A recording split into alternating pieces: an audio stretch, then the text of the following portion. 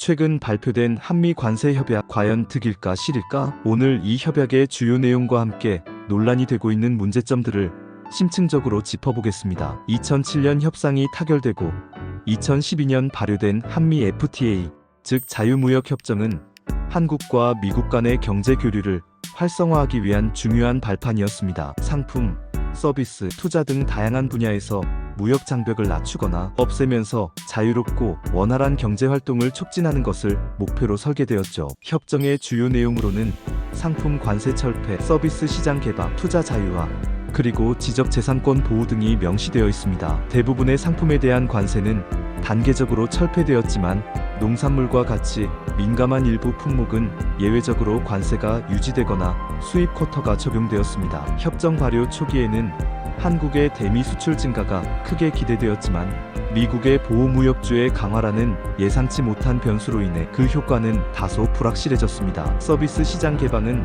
법률, 의료, 교육 등 다양한 분야에서 미국 기업의 진출 확대로 이어졌습니다. 긍정적인 측면도 있지만 일각에서는 공공서비스의 민영화, 심화나 의료비 상승에 대한 우려도 끊임없이 제기되었습니다. 특히 투자자 마이너스 국가 분쟁 해결 제도, 즉 ISD 조항은 협정의 가장 뜨거운 논란거리 중 하나였습니다. 이 조항은 외국 투자자가 투자 유치국의 정책이나 법규로 인해 직접적이고 심각한 손해를 입었을 경우 국제중재를 통해 공정하고 객관적인 손해배상을 청구할 수 있도록 보장합니다. 하지만 정부의 정책 결정 자율성을 지나치게 침해하고 공공의 이익을 위한 정책 추진을 위축시킬 수 있다는 비판이 학계와 시민단체를 중심으로 끊임없이 제기되었습니다. 지적재산권 보호 강화는 의약품 특허 연장 및 복제, 약품 판매 제한 강화로 이어질 수 있다는 우려를 낳았습니다. 이는 결과적으로 국민들의 의료 접근성을 낮추고 건강권을 침해할 수 있다는 지적이 있습니다. 긍정적인 효과 또한 간과할 수 없습니다. FTA 발효 후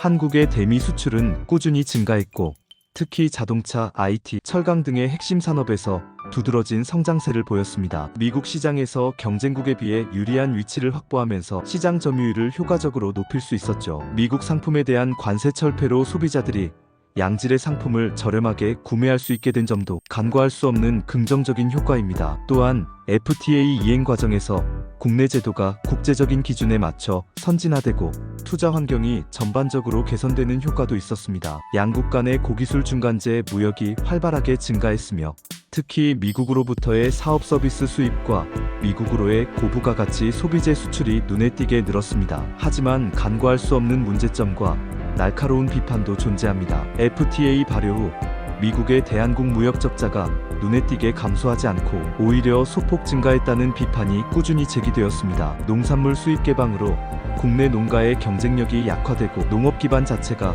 붕괴될 수 있다는 우려도 있었습니다. 물론 여러 연구 결과에 따르면 실제로는 우려와 달리 피해가 제한적이었다는 분석도 있지만 여전히 농업계는 매우 민감하게 반응하는 부분입니다. ISD 조항은 정부 정책의 자율성을 심각하게 침해하고 공공의 이익을 위한 정책 시행을 어렵게 만들 수 있다는 비판은 여전히 유효합니다. 트럼프 행정부 이후 미국의 보호무역주의가 강화되면서 한미 FTA의 혜택이 감소하고 한국 경제에 부정적인 영향을 미칠 수 있다는 우려도 커지고 있습니다. 최근 한미 관세 협상에서 한국은 미국의 상당한 규모의 투자 및 에너지 구매를 약속하고 상호 관세를 점진적으로 인하하기로 합의했습니다. 하지만 일각에서는 한국이 지나치게 과도한 양보를 했다는 비판이 제기되고 있으며 특히 자동차 관세 인하로 인해 한국 자동차 산업의 장기적인 경쟁력이 약화될 수 있다는 우려가 팽배합니다. 더욱이 트럼프 행정부는 한국에 대한 관세율을 추가적으로 인상하려는 움직임을 보이기도 했습니다. 최근 협상에서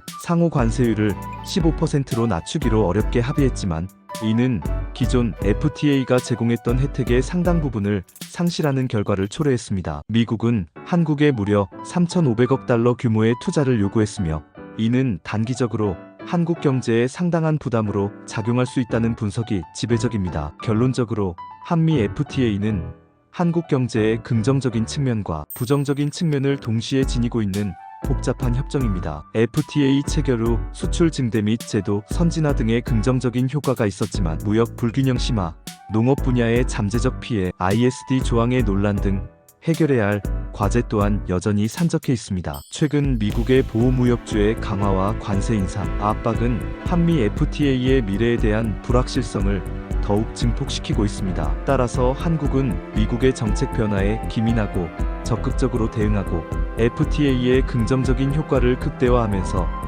잠재적인 부정적 영향을 최소화하기 위한 다각적인 노력을 기울여야 할 것입니다. 복잡하게 얽힌 이해관계 속에서 한국 경제의 지속 가능한 성장을 위한 현명하고 균형 잡힌 판단이 그 어느 때보다 필요한 중요한 시점입니다.